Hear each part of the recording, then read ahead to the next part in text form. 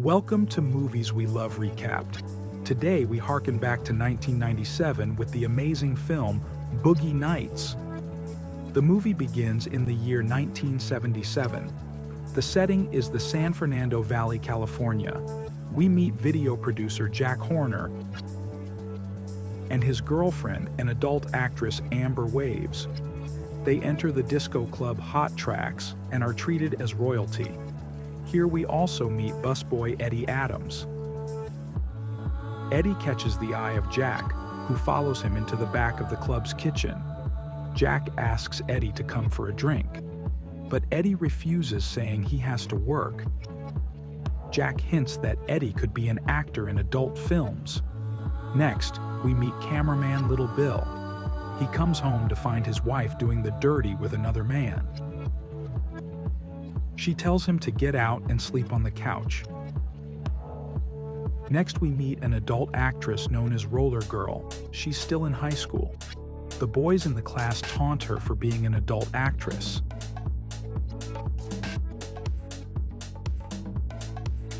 Back at the disco club, Jack gets Roller Girl to find out the truth about Eddie and if he really lives up to the legend. He does indeed.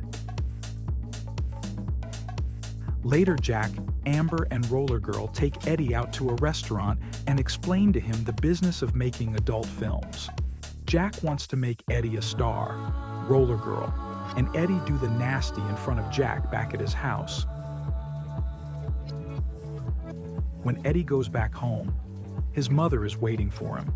She screams at him and tears up his room while calling him stupid. He cries and runs away.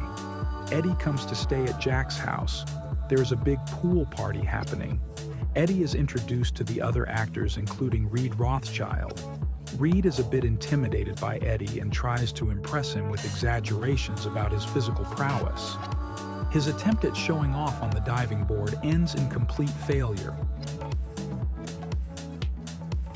Little Bill once again finds his wife doing the nasty, this time in front of a small crowd of spectators in the middle of the road. Nose candy is used excessively at Jack's party and one girl almost dies. As she is carried out, we meet sound operator Scotty J, who instantly crushes on Eddie. Next, we meet the Colonel. He is the financier of the films. The Colonel requests to see Eddie's big banana. The look on his face says it all. Eddie, while sitting in a hot tub, comes up with his stage name, Dirk Diggler. Everyone seems to like it. Next, we see Dirk's first movie shoot. He sits in his dressing room preparing himself for his big debut. Scotty escorts him to the shoot and Jack explains the scene. As the scene is filmed, the look on the crew's faces tells the whole story. They are amazed at Dirk's physical attributes. The scene ends and a star is born. As the money rolls in, we see Dirk going on a spending spree. He buys shoes and clothes galore. Life is good. He parties, dances, and enjoys the good life. We see Dirk's continued adult film successes. As his star rises higher and higher, life gets better and better. We see him take the majority of the prizes at the annual Adult Film Awards. He thanks the crowd and tells them he wants to keep making better and better films. Dirk and Reed come up with new on-screen personas. They are known as Brock Landers and Chest Rockwell. Now they're action heroes. The films they make are so bad it's embarrassing. But the money rolls in and Dirk enjoys showing off his wealth and his brand new red sports car. Time rolls on and we say goodbye to the 70s and enter the 1980s. And another party at Jack's house. Here we meet Todd Parker, a dancer and stripper. This is the beginning of the end for Dirk, as he is introduced for the first time to nose candy. Floyd Gondali, another video producer, arrives to talk business with Jack.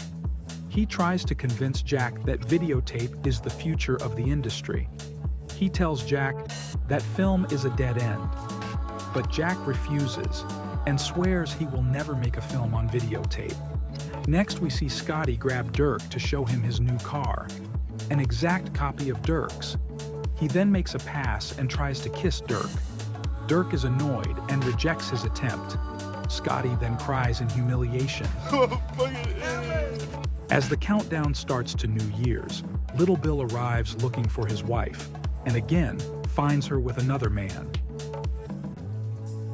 He calmly walks to his car and retrieves a pistol.